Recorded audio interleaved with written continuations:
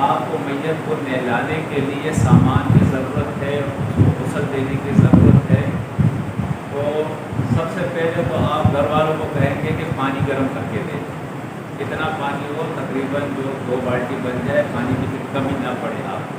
ٹھیک ہے نا۔ یہ گرم پانی کوئی لازمی نہیں ہے، ضروری نہیں ہے، آپ نارمل پانی سے بھی میت کو غسل دے سکتے ہیں۔ یہ اس لیے ہوتا ہے کہ پیٹ کچھ آسانی سے اتر جائے، آپ کو پریشانی نہ ہو، صفائی کے اندر آسانی ہو، گرم پانی کا یہ فائدہ ہوتا ہے۔ تو آپ گرم پانی نارمل گرم ہو، زیادہ گرم نہ ہو، بالکل ٹھنڈا بھی نہ ہو،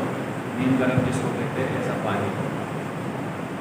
جب پانی آپ کا تیار ہو جائے تو اس کے بعد آپ جو ہے مسجد سے وہ تختہ لاؤ گے جس کے اوپر میت کو لٹایا جاتا ہے،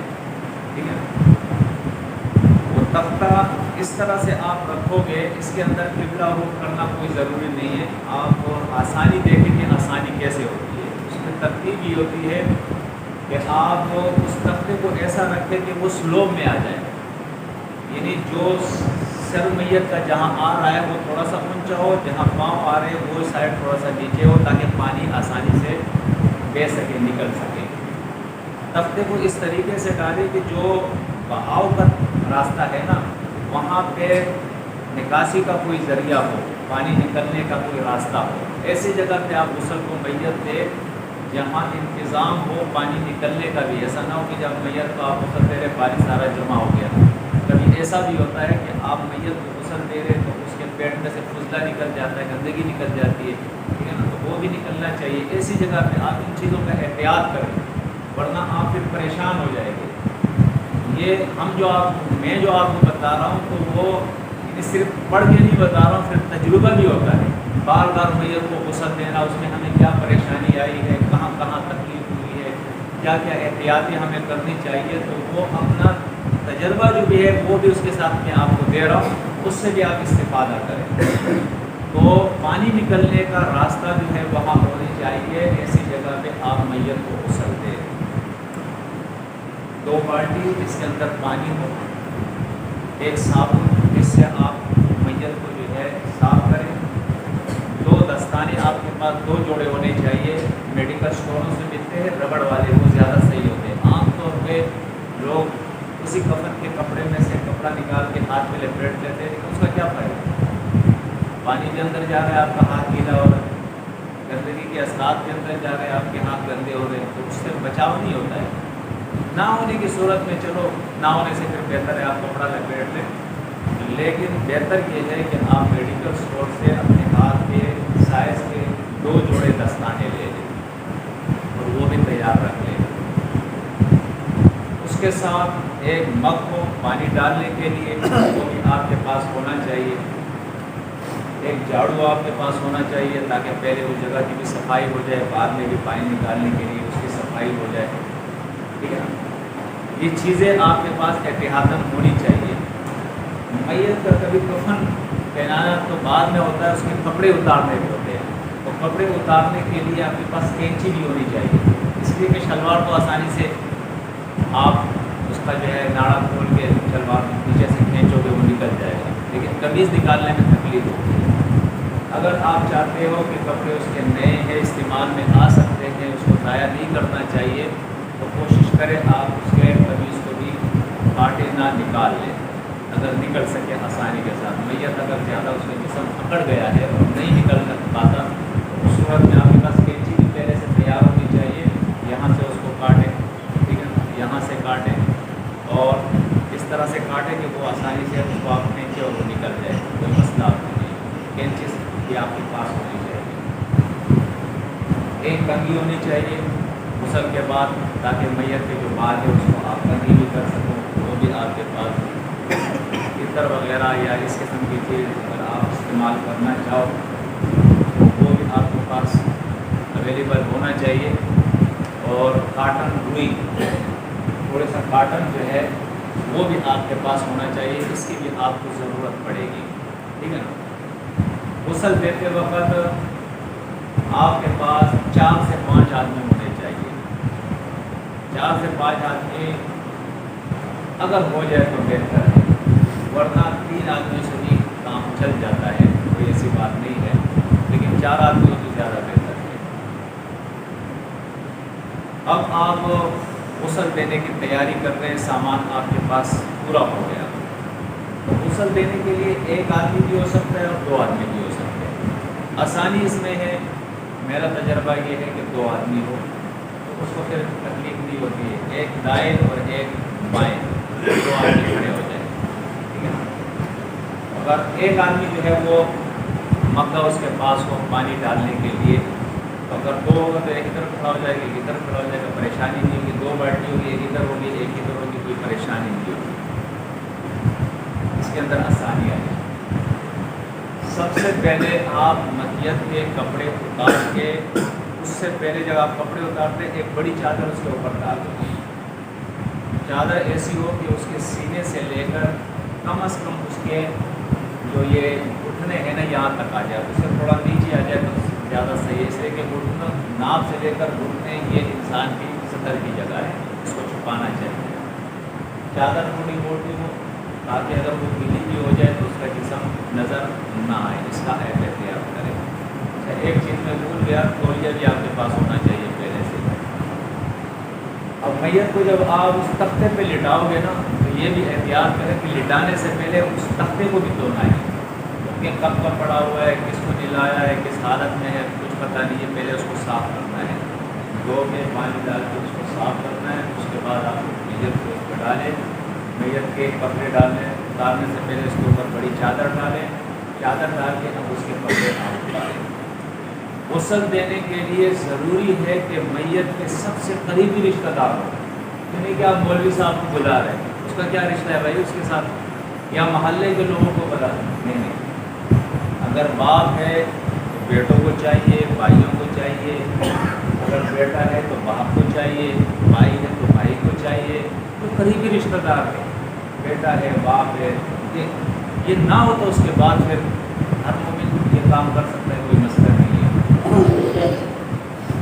इसमें उसकी इज्जत है, सतर है, सब कुछ है।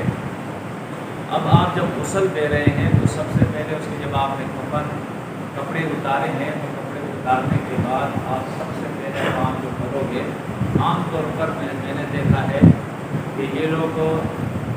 गलत तरीके से करते हैं। गलत तरीका ये करते हैं कि मय्यत को इस्तिंजा देते हैं, मय्यत को गुस्ल देते हैं, गुस्ल देने के बाद उसके पेट में जो है हाथ बांधते हैं, उसको थोड़ा सा सीधा करके बिठा कर जो है ना चाहते हैं कि उसके पेट में अगर कोई गंदगी हो, फूलना हो तो वो निकल जाए। अगर वो निकलेगा तो आपको दोबारा फिर गुस्ल देना पड़ेगा। नहीं कह रहे दोबारा गुस्ल की ज़रूरत नहीं, भाई क्यों नहीं है, इस्तिंजा की भी ज़रूरत है, गुस्ल की भी चलो गुस्ल की ज़रूरत नहीं है, इस्तिंजा और वज़ू की तो ज़रूरत है, तो आप ऐसा क्यों कर रहे हैं। तो सबसे पहले आप ऐसा करें कि मय्यत के कपड़े उतारने के बाद आहिस्ता आहिस्ता से उसके पेट को मलें, ठीक है ना, और उसके ये जो कमर है उसके पीछे आप दोनों साइडों से हाथ देकर उसको थोड़ा सा हल्का सा बिठाएं, ठीक है, हाथ मले और थोड़ा सा बिठाएं, तो उसके पेट में जो गंदगी या फुद्दा वगैरह कोई चीज़ होगी ना वो निकल जाएगी। निकालने के बाद आप वो दस्ताने जो आपके पास है दस्ताने वो आप ले और अपने जो बाया हाथ है आप उसमें डालें, दाएं वाला भी डाल दें, बाएं वाला भी डाल दें, और सबसे पहले मय्यत की अगर कोई गंदगी निकल गई है उस पर पानी डाल के उसको बहा दें, वो जगह साफ करें। फिर मय्यत को आप इस्तिंजा दें, और ये सबसे मुश्किल काम होता है मय्यत को इस्तिंजा देना, इसलिए कि उसके सतर का ख्याल आपको रखना पड़ता है ताकि आपकी भी निगाह ना पड़े, लोगों की भी निगाह ना पड़े और पर्दे के साथ ये काम हो जाए। लेकिन ये इतना मुश्किल काम होता है कि अगर आप नहीं देखते तो गंदगी रह जाती है, क्योंकि जिस तख्ते पे वो बैठा पड़ा हुआ है वो भी गंदा हो सकता है, ठीक है ना, तो देखते हैं तो सतर का मसला है। तो ये बड़ा मुश्किल काम होता है, जितना आप बच सकते हैं अपनी निगाहों को बचाए और सफाई करें। अगर गंदगी फुजदा नहीं निकलता है पेट से तो नॉर्मल मसला है, कोई मसला नहीं, कपड़ा पकड़ करके उसके अंदर से आप हाथ घुसाए, मगा ले और पानी डाले और उसको जो है ना साफ कर दें बाएं हाथ से। इस्तिंजा हमेशा बाएं हाथ से किया जाता है। अच्छा, ये भी एक चीज़ आप याद रखें कि मय्यत को जब आप गुस्ल देंगे इस्तिंजा देने के बाद तो सबसे पहले आप अपने वो दस्ताने जो है उतार दोगे, क्योंकि वो गंदे हो गए, उसको आप डस्टबिन में फेंक آپ کے پاس ہونا چاہیے، جتنا بھی کچرا ہے اس کے اندر آپ اس کو ڈالیں۔ یہ ساری چیزیں اگر آپ نوٹ کر لیں تو آپ کو فائدہ ہوگا۔ ایک ڈسٹ بن جو آپ بڑھانا چاہیے، اس ڈسٹ بن کے اندر اس کو پھینک دیں، اور نئے دستانے جو پڑے ہیں وہ آپ اپنے ہاتھوں میں ڈالیں۔ سب سے پہلے ویسے بھی آپ کو تو دستانے ہے، لیکن احتیاطاً آپ اپنے ہاتھ سب سے پہلے دھوئیں۔ دھونے کے بعد اب آپ اس کو وضو کرائیں سب سے پہلے، اور وضو کا آپ کو پتہ ہے جس طرح ہم کرتے ہیں نا وہی وضو ہے، جس طرح ہم غسل کرتے ہیں وہی غسل ہے، کوئی اور اس کے اندر کوئی چینجنگ نہیں ہے۔ سب سے پہلے آپ دائیں طرف سے شروع کریں وضو، اور اس کا ہاتھ دھوئیں، ہاتھ کلائیوں تک اس کا ہاتھ دھوئیں۔ پہلے دایاں ہاتھ، اس کے بعد پھر بایاں ہاتھ۔ دو آدمی ہوں گے تو اس سائڈ والا دایاں دھو لے گا، اس کے والا بایاں دھو لے گا، ٹھیک ہے نا۔ ہاتھ دھونے کے بعد آپ کو کلی کرانی پڑتی ہے نا، ناک میں پانی ڈالنا، کلی کرانا، تو اس کا طریقہ یہ ہے کہ کلی کرانے کی ضرورت نہیں ہے۔ جو کاٹن آپ نے رکھا ہے نا وہی کاٹن آپ نے پانی میں بھگوئے، گیلا کرے، اور وہ گیلا کاٹن لے کے اس کے منہ پہ، اس کے دانتوں پہ اس کو مل کے تھوڑا سا صاف کر دیں۔ ایک دفعہ کاٹن لیا، اس کو صاف کیا، ڈسٹ بن میں پھینکا، دوسرا کاٹن لیا، پھر گیلا کر کے اس کو صاف کیا، ڈسٹ بن میں پھینکا، پھر تیسرا کاٹن لیا، اس کو صاف کیا، 3 دفعہ اس طرح منہ صاف کر کے کاٹن پھینک دیا۔ پھر ایک کاٹن لیا، اس کو گیلا کر کے اس کے ناک کو جو ہے اس طرح سے کر کے تھوڑا سا صاف کر کے ڈسٹ بن میں پھینکا، دوسرا کاٹن، تیسرا کاٹن، اس طرح اس کا ناک بھی صاف کر دیا۔ اس کے بعد آپ کو چہرے پہ پانی ڈالنا ہے، اس کا چہرہ دھوئے، پانی اس پہ ڈال لے، پھر دایاں ہاتھ، پھر بایاں ہاتھ، کونیوں تک یہ اس کا دھوئے۔ اس کے بعد سر کے مسے کی باری آتی ہے، تو جو لوگ احناف کہلاتے ہیں، حنفی لوگ ہوتے ہیں، وہ اس کے اندر اس مسئلے کو نہیں سمجھتے ہیں، وہ سر کا مسا بھی کر دیتے ہیں، وہ پاؤں بھی دھو دیتے ہیں۔ سر کا مسا، پاؤں دھونا، یہ آپ دیکھیں زندوں کے لیے، مردوں کے لیے غسل کے وقت نہیں ہوتا ہے۔ آپ نے جب ہاتھ دھوئے تو اس کے بعد جب سر کا مسا آئے گا تو اس کے بعد طریقہ یہ ہوتا ہے کہ آپ دائیں طرف پانی ڈالتے ہیں، بائیں طرف پانی ڈالتے ہیں، پھر بیچ میں پانی ڈال کے پورے جسم پہ بہا دیتے ہیں۔ یہ غسل کے اندر بھی پتہ ہے آپ لوگوں کو، یہ غسل کا بھی یہ طریقہ ہے، میت کا بھی یہ طریقہ ہے۔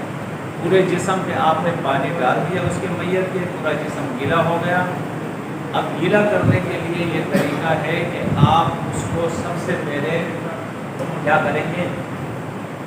چونکہ آپ کو دائیں طرف پہلے دھونا ہے، یہ طریقہ ہے، سنت طریقہ ہے، تو بائیں طرف اس کو کروٹ دیں گے، بائیں طرف کروٹ دیں گے، دائیں طرف پہ پورا پانی بہا دیں گے، پھر دائیں طرف کروٹ دو گے، بائیں طرف پہ پورا پانی پہ بہا دیں گے، پورا جسم اس کا گیلا ہو گیا۔ گیلا ہونے کے بعد اب سر سے آپ شروع کرو گے، صابن لو گے، اس کے سر کے بال، اس کی داڑھی، اس کا چہرہ، اس کے اوپر صابن مل کے اس کو صاف کر کے، لیکن صابن لگانے سے پہلے اور پانی ڈالنے سے پہلے تھوڑی سی روئی لے کے اس کے منہ میں، تاکہ پانی اندر نہ جائے، اور اس کے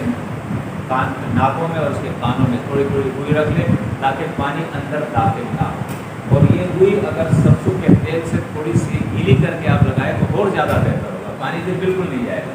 وہ پانی کو روک لے گا، اگر نہ ہو تو کوئی مسئلہ نہیں ہے، ایسے کاٹن تھا۔ پانی سر پہ ڈال کے اس کو دھلا کے نہلا کے اس کے بعد پورے جسم کے اوپر جو ہے آپ کو پہلے دائیں طرف کروٹ دے کے اس کے جسم پہ صابن مل کے اس کو صاف کر کے اس کو پانی بہا دو، پھر بائیں طرف دائیں طرف کروٹ دے کے بائیں طرف اس کو اس طرح سے صاف کر دو، تو یہ پاؤں تک چلا جائے گا۔ اب پاؤں پہلے دھونے کی وضو میں ضرورت نہیں تھی، اب اس کے پاؤں بھی دھل گئے، پاؤں میں بھی صابن وابن ڈال کے اس کو صاف کر لینا۔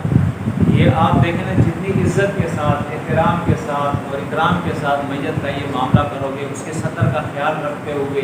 ٹھیک ہے نا، اور جتنا زیادہ اس کو اچھی طرح صاف کر دو گے تو یہ اجر کی بات ہے۔ یہ ایسی بات نہیں ہے کہ ہم گئے اور بس ختم ہو گیا، نہیں، اللہ کے نبی صلی اللہ علیہ وسلم نے فرمایا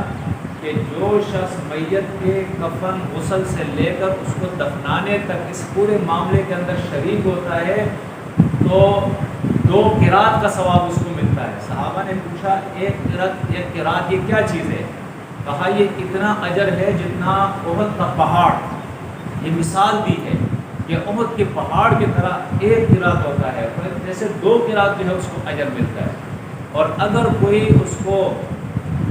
اس کے جنازے تک شریک ہوتا ہے، اس کو دفنانے کے لیے قبرستان نہیں جاتا ہے، تو اس کو صرف ایک قرات ثواب ملتا ہے، ایک سے وہ محروم ہو جاتا ہے، ٹھیک ہے نا؟ تو یہ چیزیں لازمی بھی ہے۔ دیکھیں آج اگر کسی کی میت ہو گئی اور اس میں نہیں جاتا ہوں، اس کو میں غسل نہیں دے رہا ہوں، اس کے کفن کا بندوبست نہیں کر رہا ہوں، اس کو دفنانے کا، اس کی قبر کا، کل میری بھی تو میت ہو سکتی ہے، میرے رشتہ دار کی بھی تو ہو سکتی ہے۔ کتنے ساتھی میں نے ایسے دیکھے، یقین جانا، اس کی میت ہو گئی، اس کے رشتہ دار کی میت ہو گئی، اگر کوئی جنازے میں نہیں گیا وہ ناراض ہو جاتا ہے، فلاں میرے باپ مر گیا تھا، بھائی مر گیا تھا جنازے، اس سے پہلے 10 آدمی اور دوسرے مر گئے ہوں گے، کسی جنازے میں وہ شریک نہیں ہوگا۔ تو یہ انصاف ہے۔ آپ کسی کے جنازے میں نہیں جاتے، آپ کسی کو کفن نہیں پہناتے، آپ کسی کو غسل نہیں دیتے، آپ اپنے کاروبار میں لگے ہوئے، جب آپ کے یہاں کوئی میت ہوتی ہے تو پھر آپ گلہ کرتے ہو کہ میرے یہاں تو کوئی آیا ہے۔ دیکھیں گلہ کرنے سے پہلے ہم اپنے گریبانوں میں جائیں گے اور ہم یہ دیکھ لیں کہ کوئی ہم سے بھی گلہ کرے گا، ہم بھی اجر سے محروم ہو رہے ہیں۔ دوبارہ یہ گلے شکوے یہ تو اپنی جگہ پہ، ہمیں اس سے کوئی لینا دینا نہیں ہے، ہمیں تو اللہ سے اجر چاہیے۔ تو اس اجر کو حاصل کرنے کے لیے اور سسٹم کو چلانے کے لیے ضروری ہے کہ جس ساتھی کی بھی میت ہو جائے، اس کی وفات ہو جائے، جیسے اطلاع آئے اپنے ضروری کام آپ چھوڑ دیں اور فوراً وہاں جائے، اس کے گھر پہ جائے اور جائزہ لے کہ میرے اس بھائی کو جو زندگی میں میرا بھائی تھا، اب مجھ سے یہ 11 رخصت ہو رہا ہے، تو اس آخری رخصتی میں جتنا ہو سکے میں اس کے ساتھ اس کی مدد کروں، کفن کا دیکھے، اس کے قبر کا انتظام دیکھے، اس کے سلیبوں کا انتظام دیکھے، اس کے جو ہے نا جو رشتہ دار ہیں جو ان کے پیچھے رہ گئے ہیں ان کے کھانے پینے کا انتظام دیکھے، ایسا نہ ہو کہ وہ بیچارے جو ہے نا بھوکے رہے، غم کے اندر ہے، ان کو کھلانے پلانے کا انتظام ہے۔ یہ ساری چیزیں اس کا جو ہے ہم جائیں اور اس کا جائزہ لیں، اس کو وہاں اس کے مدد کریں ان لوگوں کی۔ تو انشاءاللہ ایسا کریں گے نا، اپنے ضروری کام چھوڑ کر وہاں ہمیں جانا ہے اور جہاں ہمیں ضرورت ہو بڑھ چڑھ کر ہمیں یہ کام کرنا ہے، ٹھیک ہے نا؟ تو اس طرح آپ نے اس میت کو غسل دی، وہ تیار ہو گیا۔ اچھا، اس میں پانی میں بیرے کے پتے ڈالنا یا کافور ڈالنا، تو یہ چیزیں بھی سنت سے ثابت ہے، احادیث سے ثابت ہے، اگر ہو تو ٹھیک ہے، نہ ہو تو کوئی ضروری نہیں، بغیر اس کے بھی ہو سکتا ہے۔ اب آپ اس کو کفن پہنا رہے ہیں، کفن پہنانے سے پہلے جس تختے پہ وہ پڑا ہوا ہے اس تختے کے اوپر وہ جو کپڑا اس پہ آپ نے ڈالا ہے، اگر وہ گیلا ہو گیا تو وہ کپڑا آپ ہٹا دیں اور اس کی جگہ پہلے ایک اوپر سے کپڑا ایسے ڈالیں اور 2 آدمی اس گیلے کپڑے کو کھینچ لیں اور سوکھا کپڑا اس کے اوپر ڈال دیں۔ ڈالنے کے بعد وہ جو کفن آپ نے تیار کیا ہے اس کو چارپائی کے اوپر آپ ترتیب کے ساتھ پہلے لفافہ، اس کے بعد پیبند، اس کے بعد قمیض کا ایک سائڈ آپ پلٹ لیں، پھر اس میت کو اس تختے سے اٹھا کے اس چارپائی پہ آپ رکھیں گے، وہ بالکل کفن کے اوپر آ جائے گا۔ وہ اوپر والا سائڈ جو آپ نے لپیٹا ہے وہ آپ اس کا ایسا کرو گے تو وہ اس کی قمیض اس کے اوپر آ جائے گی۔ پھر پہلا جو تہبند ہے اس کو لپیٹ لو گے بائیں دائیں، اور پھر جو ہے لفافہ بائیں دائیں سے لپیٹ کے اس کو تینوں جگہ سے گٹان دے کے آپ کی میت ہو گئی۔ اچھا، یہ میں بھول گیا تو غسل دینا اور اس کو تولیے سے سکھانے کے بعد آپ یہ کام بھی کر لیں، کنگھی لے کے اس کے داڑھی واڑی اگر ہے، بال وغیرہ ہے تو اس کو کنگھی کر کے بالکل سیٹ کر لیں، صحیح کر لیں، وہ خوبصورت رہے گا، خوبصورت نظر آئے گا۔ اچھی بات ہے، آپ کا بھائی ہے تو جتنا وہ آپ اس کو صاف کر سکیں، بہتر کر سکیں، اتنی اچھی بات ہے۔ اس میں یہ بات ہے کہ بعض لوگ جو ہے اس کے جیسے مونچھوں کے بال ہے بڑے ہو گئے وہ کاٹتے ہیں، یا جو ہے زیر ناف بال ہے وہ کاٹتے ہیں، تو یہ چیزیں سنت سے ثابت نہیں ہے، اس کو آپ اپنی جگہ پہ چھوڑ دیں، بس اتنی کنگھی کرنا یہ کافی ہے۔